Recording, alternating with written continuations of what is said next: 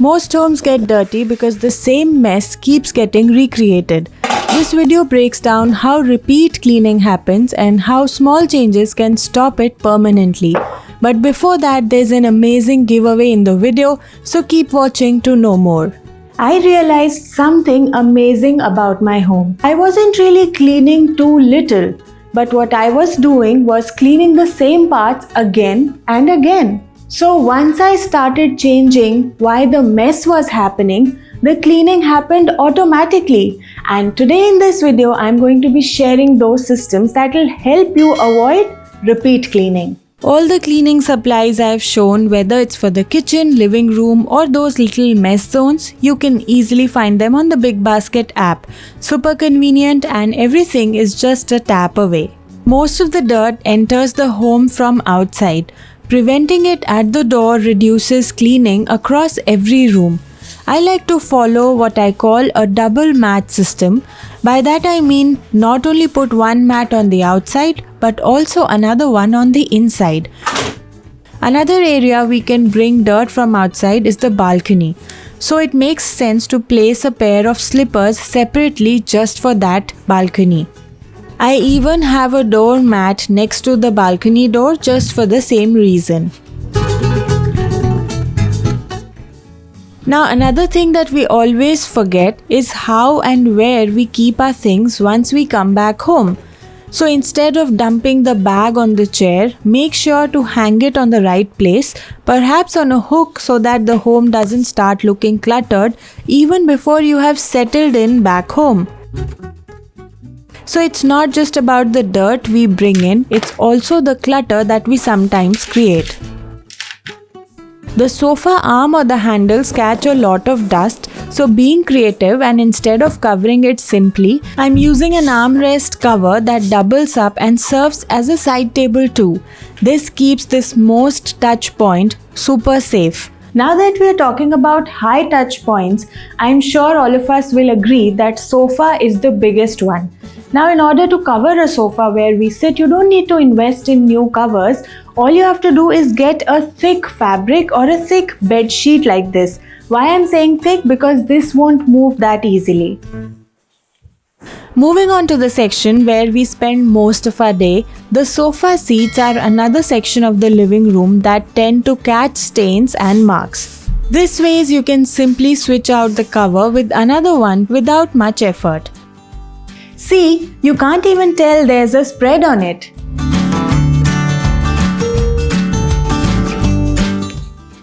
Dining table is one part of the home that is used not just for meals but also as an extra kitchen table sometimes for the mothers and homemakers and as an extra study table for the kids.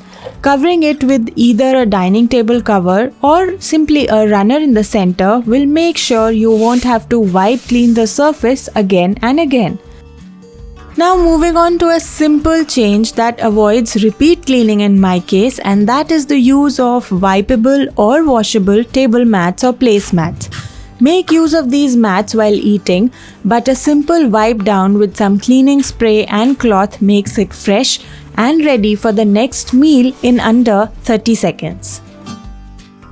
I'm sure you'll all agree that small mess hardens into stubborn stains if you leave it unattended. Micro cleaning helps prevent that buildup, and I'm sharing some very basic examples for that today. Simple things like water or tea stains in the sink can be avoided by washing all the dishes in time or moving them out of the way. For me, I have developed a habit of wiping clean the kitchen countertop or oil splashes immediately after cooking. This takes less than 2 minutes, but this one step makes the kitchen all fresh and ready to be used for the upcoming cooking sessions. And while the kitchen is not in use, you'll have the mental peace knowing that you will return to a fresh and shining kitchen space. Indian kitchens always have the mixer grinder in use. So if you simply take 5 seconds to rinse the blades of that grinder, you will save yourself a ton of deep cleaning later on. I call them micro cleaning because all these things or tips are smaller steps to a cleaner home, and wiping the sink at night itself instead of waiting for the morning will ensure you don't have to remove any stubborn stains later. A fully functional and running household is bound to have a lot of mess, and in such a home, creating mess zones is always very helpful. What I mean by that is a bowl at the entrance or a basket tray, because that lets keep the keys, coins all in one place. Similarly, it's helpful to have a single drop zone for laundry, preferably one with a lid. Instruct everyone at home to drop their soiled clothes into this single basket or zone. And the third zone I have in my house is the one dedicated for charging. It keeps extra wires and cords all in one place. If you already have some kind of barriers to prevent spills and stains from reaching surfaces, half your problem is already solved. Like, I have kept my oil bottles in a tray like this so that the counter does not get oil marks. If you want, you can actually use a proper lining or a tissue to make sure any oil drippings get absorbed by it too. If you're considering creating more barriers like this, then you can also consider the sink area.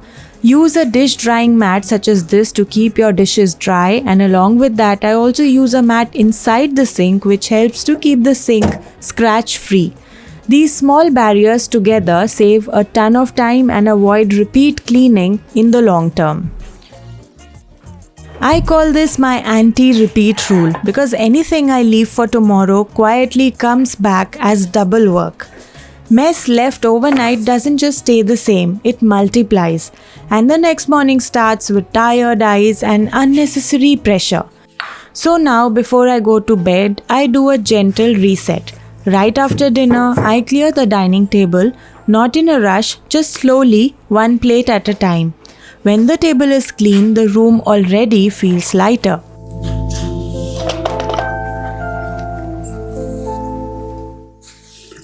Then I refill the water bottles. It takes barely a minute, but the next morning starts smoothly without searching or postponing.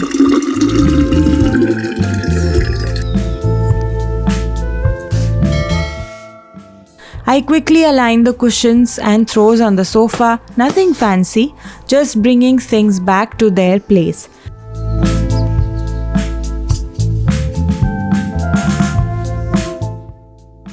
And before leaving the kitchen, I check once if all the cabinets are properly closed.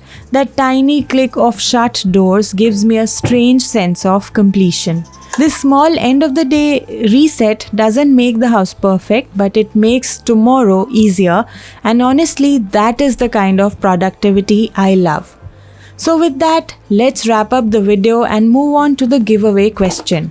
Can you tell me one spot in my kitchen where I used a tissue or paper lining as a barrier to catch spills? Drop your answer in the comments below. Don't forget to like this video and subscribe to the Big Basket YouTube channel. Thanks for watching. See you all next time.